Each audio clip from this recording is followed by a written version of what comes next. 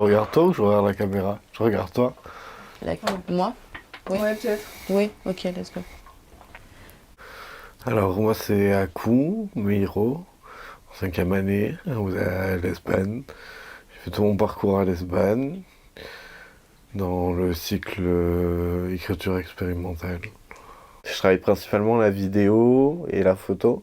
Vu que je fais de l'autothéorie, mais j'ai besoin de vivre en fait pour théoriser ce que je vis. C'est un travail de tout instant qui m'habite un petit peu.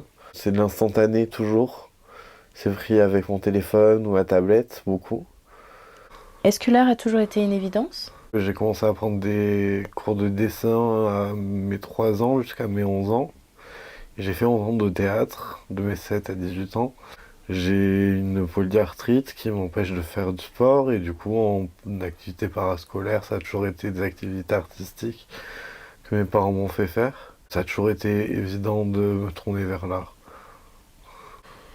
Quel élément de ta vie personnelle a influencé ton choix de carrière? Ça a été totalement ma politisation à travers le genre et à travers des questions identitaires, je dirais, qui m'ont radicalisé dans ce que j'avais besoin de partager. Aujourd'hui, comment est-ce que tu décrirais ton art? Libre, qui inspire à la liberté des autres aussi, et kitsch. Alors, on va parler un peu de ton mémoire. Quels sont les thèmes principaux? Alors, il y a 5 chapitres principaux qui sont déroulés après une préface et un contexte, contexte familial, contexte de l'enfance, puisque je suis né dans la montagne, dans un petit village de vallée. Du coup, je développe 5 thèmes, un autour du genre, un autour de la santé mentale, un autour de l'amour, du travail du sexe et un autour de la drogue. Et dans ces 5 thèmes, est-ce qu'il y en a un qui est plus important pour toi que les autres? Non, parce que je pense qu'ils sont tous intrinsèquement liés, de par mon vécu déjà, et parce que ce sont des questions queer qui posent problème encore aujourd'hui et qui sont d'actualité encore. Quel est ton processus de travail? Comment t'as... Je travaille beaucoup depuis chez moi, dû à mon handicap. J'ai toujours été un internet kid qui joue sur la tablette, trifouille des logiciels, code des trucs. Et du coup, bah, je passe beaucoup de temps à créer sur mon ordinateur ou ma tablette, dans des temps libres, dans des temps d'altération d'esprit. Du coup, le thème de ton mémoire t'est venu assez naturellement, c'était une évidence? C'était assez évident parce que j'avais pas d'autre choix que de parler de moi, parce que je ne pouvais parler que de ce que je vivais.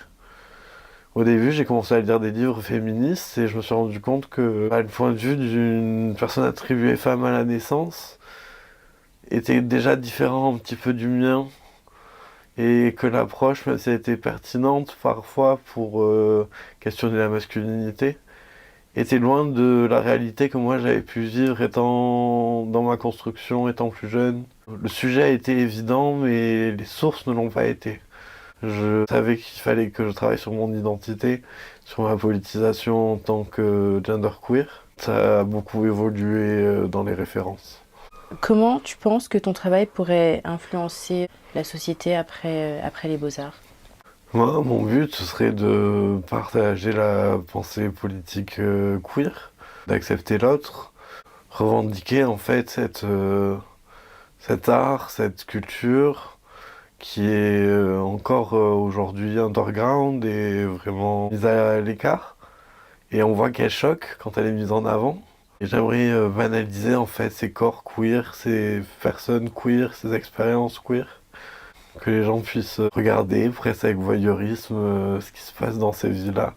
Dans le but de pouvoir un jour les accepter quoi. Est-ce que personnellement tu te sens prêt à entrer dans le quote-unquote monde du travail?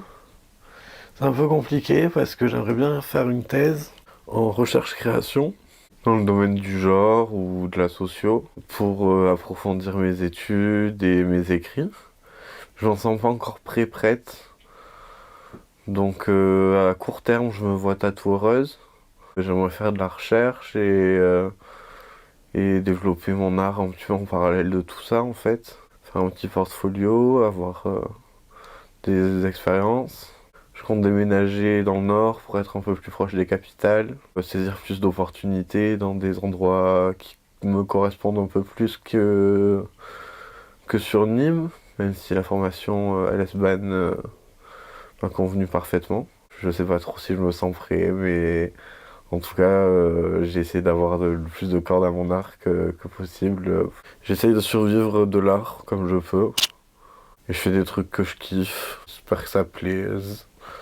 Et quand ça plaît, ça paye.